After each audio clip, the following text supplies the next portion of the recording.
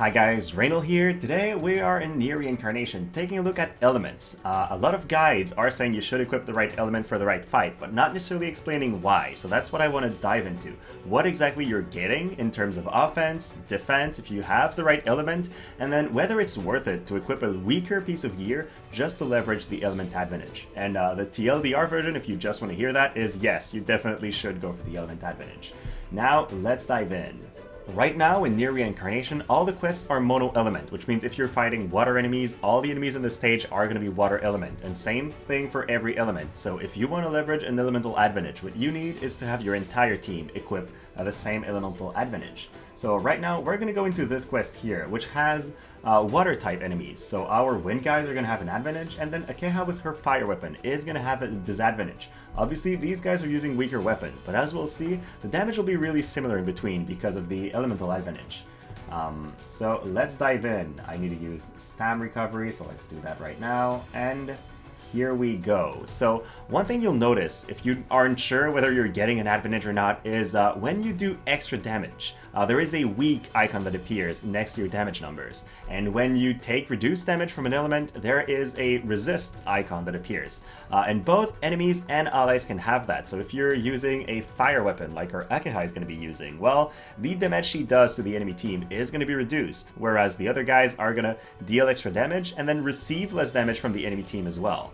The exact numbers are really hard to test out, so I've been reading online, trying to see a lot of guides from JP players that have more experience than I do, and what seems to be the consensus is when you deal extra damage with a element advantage, you're gaining 50% extra damage, so it's really strong. And then when you're taking damage with a resistance, you are taking 20% less damage, so 0.8 times what you should take. So as we see, Akeha was attacking, there was a resist notice right on top of the damage. When both 2B and A2 are attacking, we have weak, which means that we are dealing extra damage. Again, our Akeha using a fire greatsword takes extra damage from the enemy, so that has a weak notice.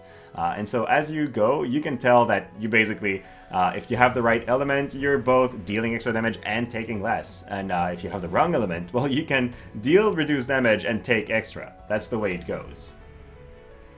Now, there are also light and dark weapons in this game, and if you look at the weapon affinity wheel that I've put right on top of my head, you can tell that light and dark face each other, which makes it a little bit weird to understand. Like, are you gonna both deal and take increased damage? What's the relationship? And I was pretty surprised to realize that when you have a light weapon against a dark enemy, or vice versa, you actually gain both the offensive and defensive benefits, so you're only gaining advantages. That means there is no way to kind of give a dark or a light enemy an advantage. Either you're not giving them anything, or you're gaining an edge over them, which kind of makes them the easiest enemies to target in the game.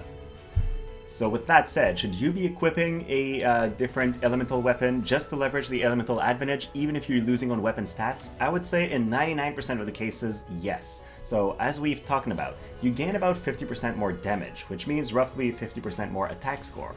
And then you take 20% reduced damage, which means roughly 20% HP, right? But those bonuses scale off every stat on your pool. So like your character stat, primary, secondary weapon, your memoirs and companions, everything scales up with the elemental advantage. Whereas all you're giving up are stats on your primary weapon when you're changing them. So if, for example, I'm using right now my level 1 wind sword, and I were to replace it with a level 48 sword, well, I'm only gaining roughly 20% attack. I'm not actually going to be gaining more damage overall. Now, of course, we're comparing a level 1 weapon to a weak-ish level 48 weapon, right? If we were comparing it to a level 90 weapon, then yeah, probably the level 90 weapon would be better overall. But most players right now have been pulling a ton and have a lot of 3-star weapons of all elements for their damage types. So when you pull a weapon for the first time as a 3-star, you can already level it to 50. If you have a dupe, you can get it to a little higher than that, and then if you evolve the weapon, you gain 10 extra level. It's not hard to get access to a 3-star weapon at least level 70 that you can refine and then start using as a right element. And then your level 90 weapon, that's your primary weapon, should go into the secondary slot, so you still get extra stats, but then on top of all that, have the element advantage. That does seem like the best way to do because the actual power from the element advantage is really high.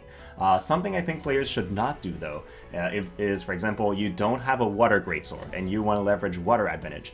Do not go ahead and put a water spear or another weapon type, because these, when you don't have the right weapon type, you're losing out on half the weapon stat, and that might actually cause you to go lower than what you are gaining from the element advantage. So I recommend you just build your 3-star weapons and slowly start using them if you don't have the right element. Overall, you will be gaining a lot more battle power from that.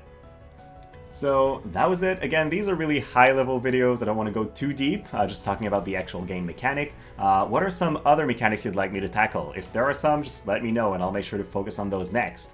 Otherwise, thank you so much for watching. If you've enjoyed the video, please like and subscribe, and then I'll see you next time.